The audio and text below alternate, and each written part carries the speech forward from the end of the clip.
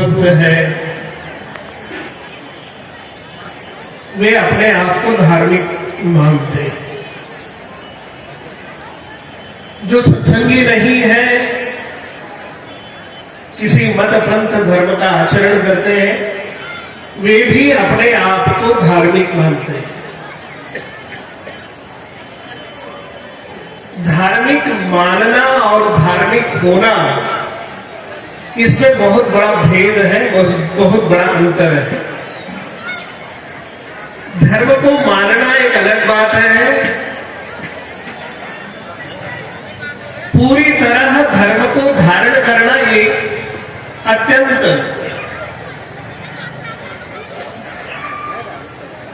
श्लाघनीय, विचारणीय, वंदनीय कार्य है।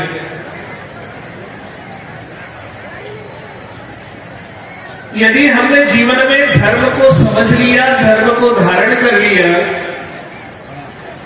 फिर कुछ भी जानने के लिए शेष नहीं रहता है। जैसा कि वेद कहता है, येन विज्ञातेन सर्वं ज्ञातम भवति। जिसको जान लेने के बाद सब कुछ जाना जाता है, जान लिया जाता है। उस धर्म को यदि हम जान लें, धर्म क्या है? धर्म धारण करने की वस्तु है। धारणा धर्म इत्याहु धर्मो धार्यते प्रजा। धर्म धारण करने की वस्तु है।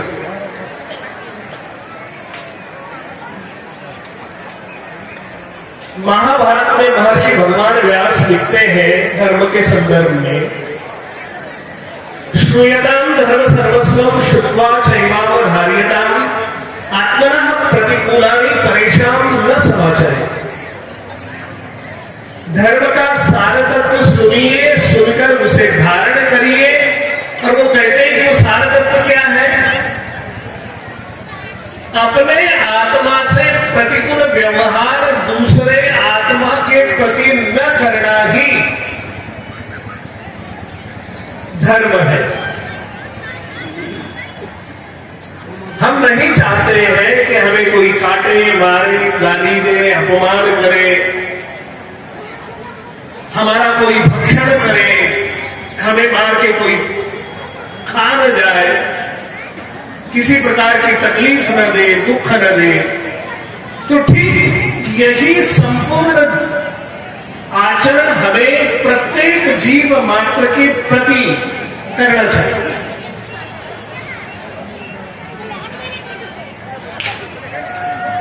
आज मैं पुरी के शंकराचार्य जी का एक इंटरव्यू पढ़ रहा था, मोबाइल पे देख भी रहा था।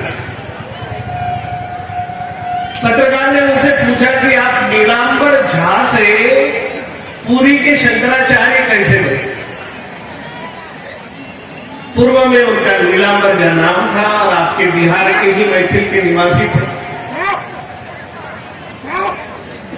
तो वो बता रहे थे अपने बारे में। कल मैं जब दिल्ली से ट्रेन से आ रहा था तो मेरे बगल में 3 झा बैठे हुए थे और बगल में 7-8 मुसलमान भी बैठे हुए थे, पूरे परिवार के साथ। एकदम चिल्लर पार्टी उनकी बड़ी लंबी तकड़ी थी।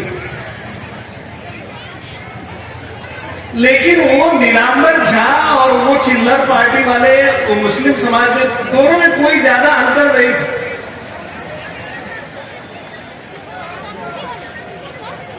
वो लोग जो भक्षण कर रहे थे, ये नीलांबर झा की पार्टी वाले भी सभी वही चीज भक्षण कर रहे थे, वही बना के खा रहे थे।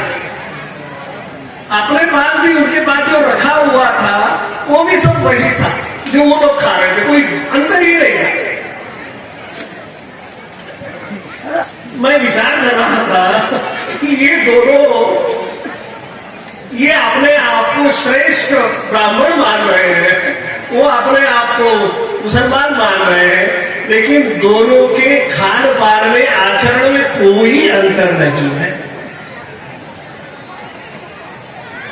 मैंने पुरी के शंकराचार्य जी का नाम इसलिए लिया कि भाई आप जब नीलांबर झा थे तो कुछ झा लोगों को तो कम से कम सुधार देते हैं।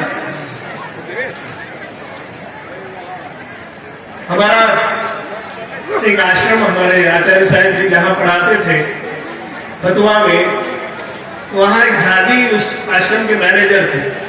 उनका परिवार भी जीवन भर पहले साधु भी रहे और साधु होने के बाद फिर घर चले गए, बाल बच्चे सब कुछ।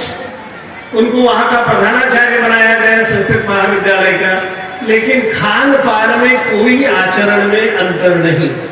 रोज शाम को वो पानी वाला परोड़ जरूर चाहिए।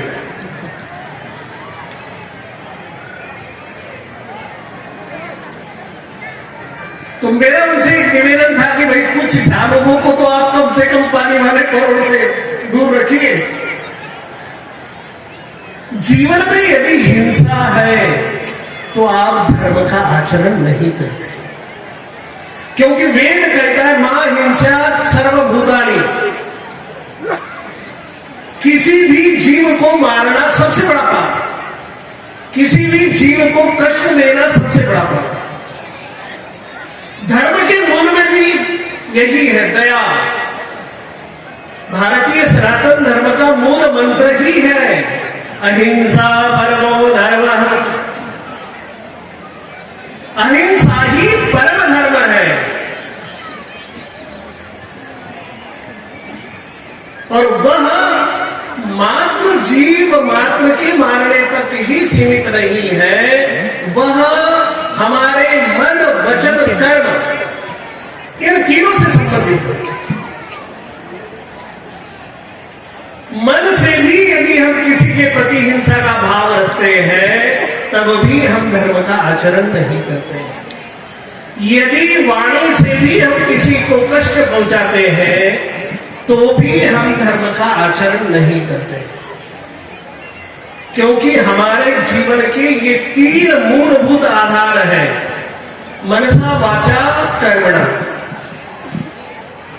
मन से, वचन से और कर्म से हमें प्रत्येक हिंसा से दूर रहना चाहिए।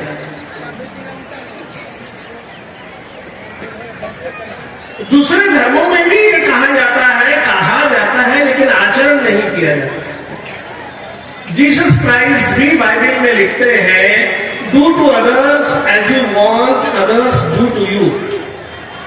दूसरों के प्रति ऐसा करो जैसा तुम दूसरों से अपने लिए चाहते हो।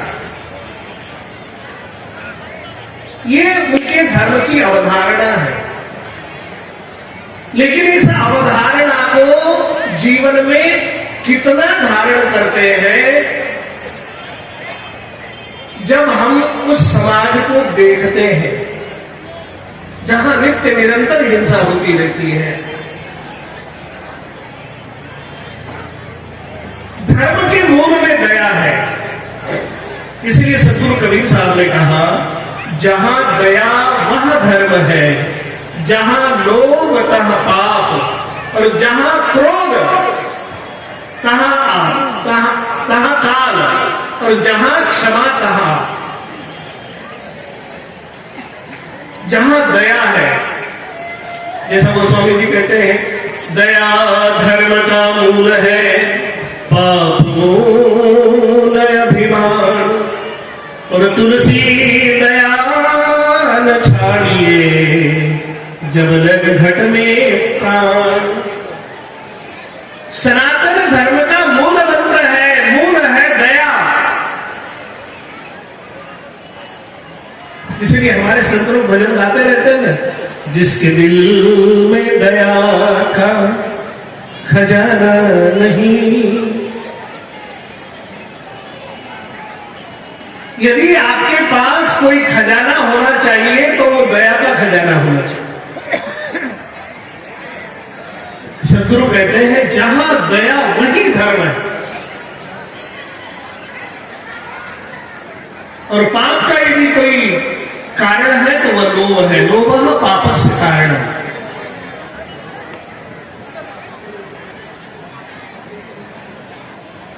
और क्रोध यह काल का स्वरूप है।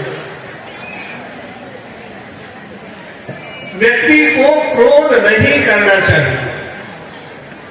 कबीर साहब ने तो यहां तक कहा है, क्रोध अगिन घर घर बढ़ी, जले सगल संसार, संतन हो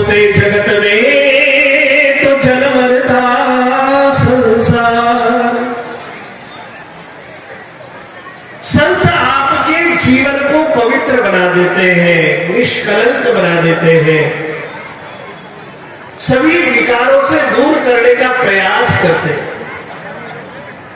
संत न होते जगत में तो जन्म भर का संसार।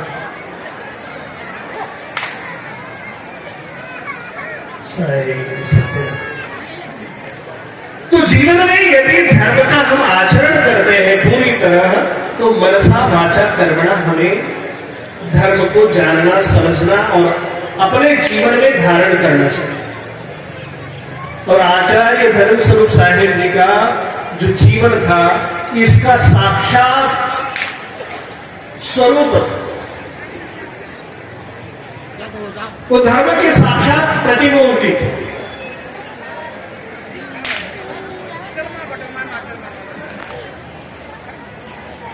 हम सबके जीवन में भी धर्म इसी प्रकार हमें धारण करना चाहिए। सदगुरु कहते हैं जहां क्रोध तहां काल। धर्म के 10 लक्षण बताए गए। धृति, क्षमा, दमो, स्नेयम, शौचम, इंद्रिय निग्रह, धीर विद्या, सत्यम, अक्रोधो, दशकम, धर्म लक्षणम। यदि आपके जीवन में धैर्य है, जीवन में क्षमा है, अपने जीवन पर आपका नियंत्रण है, जीवन में आप कभी चोरी का भाव नहीं रखते हैं, नित्य पवित्र जीवन, पवित्र आचरण, पवित्र व्यवहार करते हैं, अपने इंद्रियों पर संयम रखते हैं, इंद्रिय निग्रह, ये सब करने से आपकी बुद्धि पवित्र होती है। धी में बुद्धि। और जब बुद्धि पवित्र होती है तो विद्या जीवन में प्रविष्ट होती है। धीर विद्या। और विद्या कौन? शास्त्र कहते हैं विद्या या सा विमुक्त है, जो हमें सभी बंधनों से मुक्त करे, उसे विद्या कहते हैं। और जब विद्या की प्राप्ति होती है तो हमें सत्य का ज्ञान होता है। और जब हम सत्य को जान लेते हैं तो फिर अंतिम लक्षण है, हम किसी पर भी क्रोध नहीं करते हैं। अक्रोधो दशकम धर्म लक्षणम। यदि आप क्रोध करते हो, यदि आपके जीवन में क्रोध है, तो आपने धर्म को भली भांति जाना नहीं, समझा नहीं, जिया नहीं। इसलिए मेरा आपसे निवेदन है, प्रार्थना है कि आज से ही आप संकल्प ले, इस पंडाल से जाने के बाद अगल बगल में बैठने वाले व्यक्ति पर भी आप किसी प्रकार का क्रोध न करें और जीवन से हमेशा के लिए क्रोध की विदाई करें। अक्रोधो दशकम धर्म लक्षणम। और यदि ये अक्रोध आपके जीवन में घटित हो जाएगा तो आपके जीवन में फिर किसी चीज की कमी नहीं है। फिर सद्गुरु के भजन के जैसा आपका जीवन हो जाएगा। अब हम आनंद के घर पायो, जन्म जन्म की मिटी कल्पना, सद्गुरु भेद बतायो। अब हम आनंद के घर पायो। फिर आपको सुख आनंद कहीं खोजने जाने की जरूरत नहीं पड़ेगी। 24 घंटा आप आनंद में स्थित हो जाएंगे, आनंद स्वरूप हो जाएंगे। धर्म स्वरूप साहेब जी के परम शिष्य हो जाएंगे। आनंद आनंद और आनंद। और हम सबके जीवन का यही लक्ष्य है, जीवन आनंद से परिपूर्ण होना चाहिए। किसी को भी दुख नहीं चाहिए, सबको आनंद चाहिए, सब को सुख चाहिए, भौतिक जीवन में भी और आध्यात्मिक जीवन में भी। यदि आपका भौतिक जीवन, व्यावहारिक जीवन पवित्र है, क्रोध से दूर है, तो फिर आपका आध्यात्मिक जीवन आनंद से परिपूर्ण हो जाएगा।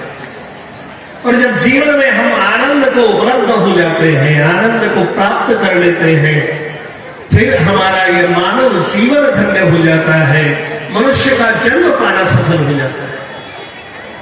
इसलिए क्रोध को अपने जीवन से हमेशा के लिए विदा कर दीजिए। ये संत लोगों की और कोई विशेषता नहीं होती है। सदगुरु जो इनको आदेश देते हैं, उन गुरु वचनों का वो पालन करते हैं और जीवन में सदा सर्वदा के लिए सुखी हो जाते हैं, सहज हो जाते हैं, निर्विकार हो जाते हैं, निर्मल हो जाते हैं, पवित्र हो जाते हैं। और जो पवित्र है वही परमात्मा के निकट है। अंग्रेजी की बड़ी सुंदर कहावत है, cleanliness is next to godliness. परमात्मा के निकट रहना है तो पवित्रता आपके जीवन का आधार होना चाहिए। जितने हम पवित्र होंगे उतने ही परमात्मा के सदगुरु के हम निकट हो जाएंगे। तो हमारे आचार्य धर्मस्वरूप साहेब जी धर्म के साक्षात स्वरूप थे। जो भी लोग उनके पास आते थे उनका प्रेम पाकर के धन्य हो जाते थे। उनका अपने शिष्यों के प्रति जो प्रेम होता था उसका कोई वर्णन नहीं किया जा सकता। और परमात्मा क्या है? प्रेम ही परमात्मा है। जो हमें सदगुरु से, माता पिता से आशीर्वाद के रूप में प्राप्त होता है, वही परमात्मा है। इसलिए आप सभी लोग भाग्यशाली हैं, बड़भागी हैं कि ऐसे महापुरुष के आपने दर्शन किए, उनका साक्षात्कार किया, उनका आशीर्वाद प्राप्त किया। तो बस अंत में आप सबसे यही निवेदन, प्रार्थना कि आपका जीवन धन्य हो, मंगलमय हो, करुणामय हो, क्रोध से रहित हो, धर्म से परिपूर्ण हो। बस इसी मंगल कामना के साथ सर्वे भवन्तु सुखिनः, सर्वे सन्तु निरामयाः, सर्वे भद्राणि पश्यन्तु, मा कश्चित् दुःखभाग् भवेत्। ओम शांति शांति शांति। बोलिए आचार्य।